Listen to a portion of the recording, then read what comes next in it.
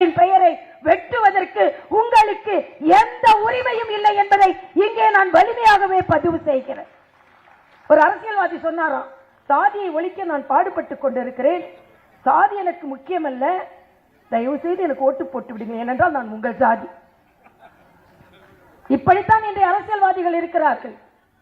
ஆக வஉசி ஐயர் என்றால் வஉசி தான், பூவேசு ஐயர் தான். ஆக இப்படி எல்லாம் சிதம்பரம் பிள்ளை, ஏன் பாரதியாரை கூட ஐயர்வாள் என்று தான் அவர்கள் கூப்பிட்டுக் கொண்டிருந்தார்கள். ஆக பாரதி இங்கே பிள்ளை அவர்களை பற்றி சொன்னார்கள். அந்த நீதிபதி என்ன சொன்னார் என்றால், சிதம்பரம் பிள்ளையும் பாரதியாரும் சேர்ந்தால் எலும்பு கூட்டிற்கு கூட உயிர் வந்துவிடும், தேசத்திற்காக போராட ஆரம்பித்து விடும் என்று சொன்னார். அந்த நீதிபதி என்ன சொன்னார் தெரியுமா? வஉ சிதம்பரம் மிகவும் அபாயகரமானவர், அந்த அபாயகரமானவர் கையில இன்னொரு கம்பு கிடைத்திருக்கிறது. பாரதியார் இவர்களெல்லாம் சேர்ந்தார்கள் என்றால், ராஜ்குமார் சொன்னார் பாருங்கள், எல்லோரும் சேர்ந்து மூச்சு விட்டால் இந்த வெள்ளையன் பறந்து போவான் என்று. பிரச்சனை என்ன என்றால், எல்லோரும் சேர்ந்து மூச்சு விட மாட்டார்கள் என்று அன்றைய காலத்திலும் தெரியும், இன்றைய காலத்திலும் தமிழகத்தில் உள்ள மற்றவர்களுக்கு தெரியும்.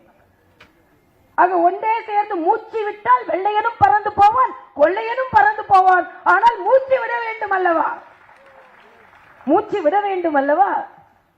இனிமேலாவது அப்படி மூச்சு விடுவதற்கு நாம் பழகிக் கொள்வோம் என்பதும் இன்றைய காலகட்டத்தில் நிச்சயமாக சிதம்பரம் பிள்ளை அவர்களை நினைத்தால் மிகவும் என்னெல்லாம் அவர் இஸ் ஒரேட்டர், ரைட்டர், லாயர், பொருளாதார வல்லுநர், ஸ்ட்ராட்டஜிஸ்ட், தொழிலாளர்களுக்காக போராடிய தொழிலாளர்களின் தலைவர், இன்று தொழிற்சங்க தலைவர். ஏனென்றால் தொழிற்சங்கவாதிகளை இப்பொழுது எப்படி பயன்படுத்துகிறார்கள் என்றால், ஒரு கவிஞர் பாடுவார், இன்றைய தொழிற்சங்கவாதிகள் எல்லாம் எப்படி இருக்கிறார்கள் என்றால், உங்களை கடிக்க வந்த நாய்களாகிய எங்களுக்கு சில இரும்பு துண்டுகளை, உங்களது விழாக்களில் இருந்து முறித்த எலும்பு துண்டுகளை வீசி எறிந்தோம், நீங்கள் அதை தூக்கிவிட்டு ஓடி போனீர்கள் என்று சொல்கிறார். தொழிலாளர்கள் விழா எலும்பிலிருந்தே விழாவை ஒடித்து அந்த எலும்பு துண்டை அவர்களுக்கே போட்டுவிட்டு அவர்களை தொழிலாளர்களுக்கான தலைவர்களாக இன்று பேசிக் கொண்டிருக்கும், நாடகம் ஆடிக்கொண்டிருக்கும் தொழிற்சங்கம் வாதிகள் மத்தியில் அந்த உண்மையான தொழிற்சங்க தலைவராக ஒருவர் இருந்தார் என்றால் அது வஉ சிதம்பரம் பிள்ளை அவர்கள். ஆரம்ப காலத்திலேயே தொழிலாளர்களுக்காக போராடிய ஒரு மனிதர் அவர். ஆக எல்லாவற்றிலும் இப்படிப்பட்ட ஒரு பொக்கிஷத்தை, இப்படிப்பட்ட ஒருவரை கடைசியில் ஒரு மளிகை கடையில் வேலை வைக்க முடியும் என்றால் அது பாழாய் போன இந்த தமிழகத்தினால் மட்டும்தான் முடியும். தயவு செய்து இந்த தமிழகம் மறுபடியும் அத்தகைய தவறை செய்துவிடக் கூடாது.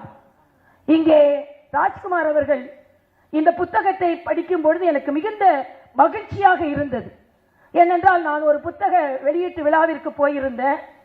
டாக்டர் என்ற முறையில் சொல்கிற அந்த புத்தகத்தை எல்லோரும் படித்துவிட்டு வந்திருந்தார்கள். இந்த புத்தகம் அல்ல, வேற ஒரு புத்தக விழாவிற்கு. உடனே அந்த புத்தகத்தை எழுதியவர் சொல்றார், நான் இந்த புத்தகத்தை ரொம்ப கஷ்டப்பட்டு எழுதினேன். ராஜ்குமார் சொன்னார் 1 வருடம் எழுதினேன் என்று. அவர் சொன்னார், இந்த புத்தகத்தை ரொம்ப கஷ்டப்பட்டு எழுதினேன், 10 மாசம் எழுதினேன், ஒரு குழந்தையை பெற்றெடுப்பதை போல எழுதினேன் என்று சொன்னவுடன் ஒருவர் எழுந்து சொல்கிறார், போதும் போதும், ஒரு குழந்தை பெற்றது போதும், குடும்ப கட்டுப்பாடு செய்து கொள்ளுங்கள், புத்தகம் அப்படி இருக்கிறது என்று சொல்கிறார். நான் ராஜ்குமார் அவர்களிடம் சொல்கிறேன், நீங்கள் பெற்றெடுத்த பிள்ளை நல்ல பிள்ளையாக இருக்கிறது, வஉ சிதம்பரம் பிள்ளையாகவும் இருக்கிறது. அதனால் எத்தனை புத்தக பிள்ளைகளை வேண்டுமானாலும் நீங்கள் பெற்றெடுங்கள், உங்களுக்கு கட்டுப்பாடு கிடையாது என்று நான் தெரிவித்துக் கொள்கிறேன்.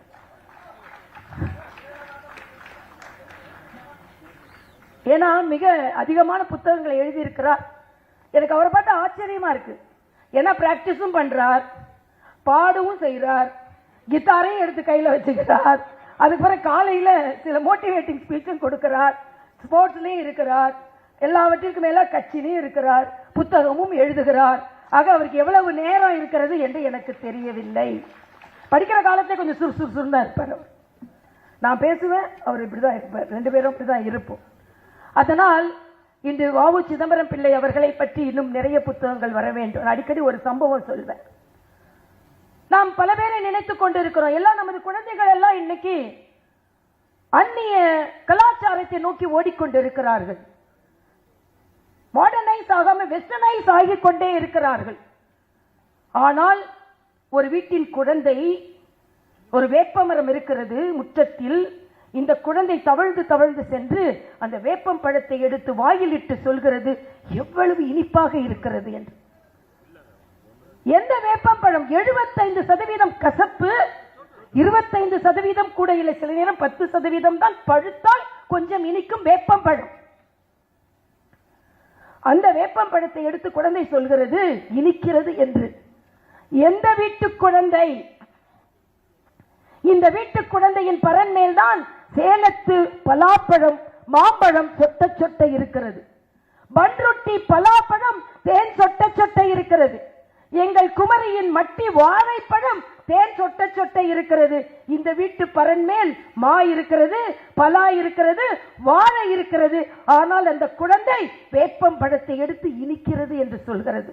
ஏனென்றால் அந்த குழந்தைக்கு, அந்த வீட்டின் குழந்தைக்கு அந்த பரனில் இருக்கும் பலாப்பழத்தின் சுவையை எடுத்து சொல்லாததால், அந்த குழந்தைக்கு இந்த இனிக்கின்ற மாம்பழத்தை வெட்டி கொடுக்காததால், இந்த மேலே இருக்கின்ற அந்த மட்டி வாழைப்பழத்தை உரித்து அந்த குழந்தைக்கு கொடுக்காததால், மா பலா வாழையின் இனிப்பை விட வேப்பம்பழம் இனிக்கிறது என்று அந்த குழந்தை சொல்கிறது. ஆக ராஜ்குமார் போன்றவர்கள் என்ன வேலையை செய்கிறார்கள்? தேசபக்தி என்ற மா பலா வாழையை எடுத்து இந்த இளைஞர்களுக்கு கொடுப்பதால் வேப்பம்பழம் என்ற அந்நியர்களின் பெருமை அவர்கள் பேச மாட்டார்கள். நம் பெருமையை இனிமேல் பேசுவார்கள். ஆக தேசபக்தி என்பது நம் உடம்பில் ஓட வேண்டும், தேசிய கனலாக இருக்க வேண்டும். இந்த தமிழகம் தேசியத்தின் பக்கம் இல்லை என்று யாரும் சொல்ல முடியாது. ஏனென்றால் வட இந்திய திலகர், அவருக்கு இணையாக ஒருவர் போராடினார் என்றால் அது வ.உ. சிதம்பரம் பிள்ளை அவர்கள். ஆக தமிழகம் தேசியத்தின் பக்கம்தான் என்பதை இத்தகைய விழாக்கள் ஒவ்வொன்றும் மேற்படி எடுத்து வைக்க வைக்க வைக்க தமிழகத்திலும் தாமரை மலரும் என்பதை தெரிவித்து விடை பெறுகிறேன். நன்றி, வணக்கம்.